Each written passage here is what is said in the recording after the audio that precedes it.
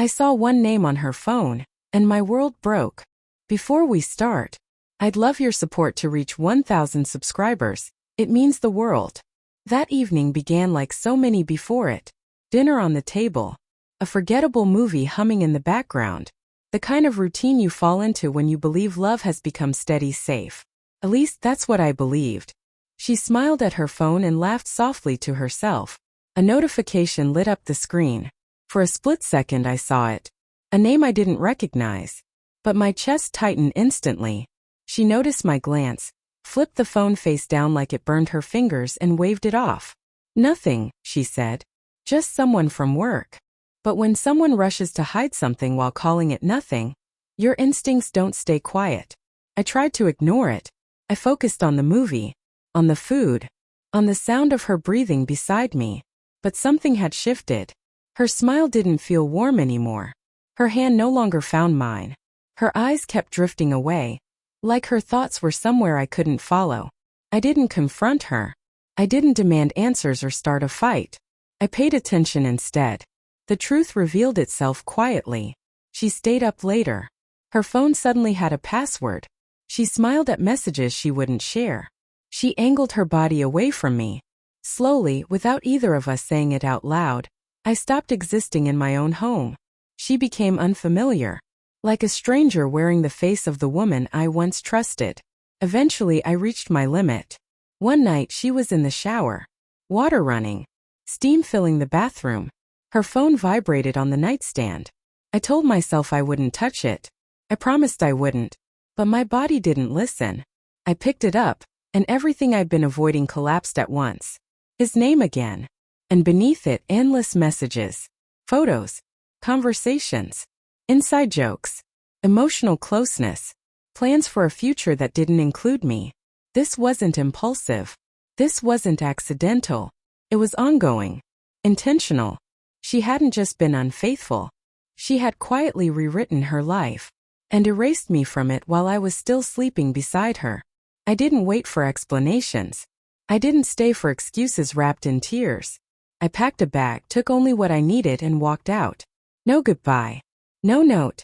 No noise. She never believed I would actually leave. But the man she thought she knew no longer existed. The days that followed felt unreal.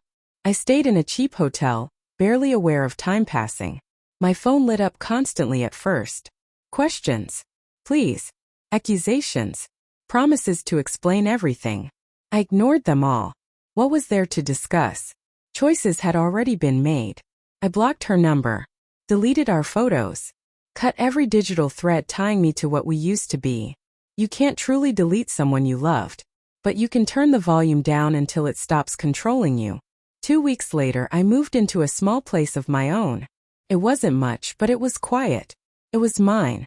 Some nights I still reached across the bed out of habit, only to remember she wasn't there. That pain doesn't disappear overnight. It fades slowly, losing its sharp edges. Over time, the silence stopped feeling lonely and started feeling peaceful. 6 months passed. Then one evening, groceries in hand, I turned the corner near my building and saw her standing there. She looked different. Not older. Not thinner. Just worn down like regret had hollowed her out. "Hi," she said softly. I said nothing. "Can we talk?" I should have walked past her. But I didn't. Maybe I wanted the truth spoken out loud. Maybe I just needed confirmation that I hadn't imagined any of it. We sat at a small cafe nearby, one I'd never taken her to. A place that belonged to my new life. She stirred her drink without sipping it. Her hands trembled. "I never thought you'd really leave," she admitted. That told me everything. She had mistaken my love for weakness. She said it hadn't meant anything. That she was confused. That it was a mistake. But mistakes don't last for months. They don't send good morning texts every day. They don't slowly push someone else out of your life, inch by inch. She cried. Said she missed me. Said everything fell apart after I left. I believed her.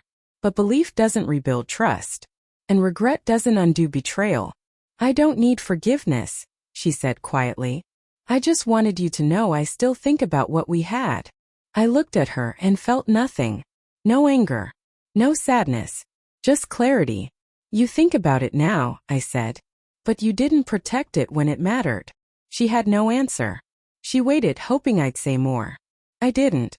I stood up, walked away, and stepped back into a life that no longer had space for someone who assumed I'd never leave. When people show you how much you matter to them, believe them the first time. Don't wait for apologies that arrive after the damage is done. Sometimes the most powerful thing you can do is walk away quietly and never turn back. If you enjoy stories like this, please help me reach 1,000 subscribers. Your support keeps this channel alive. Thank you.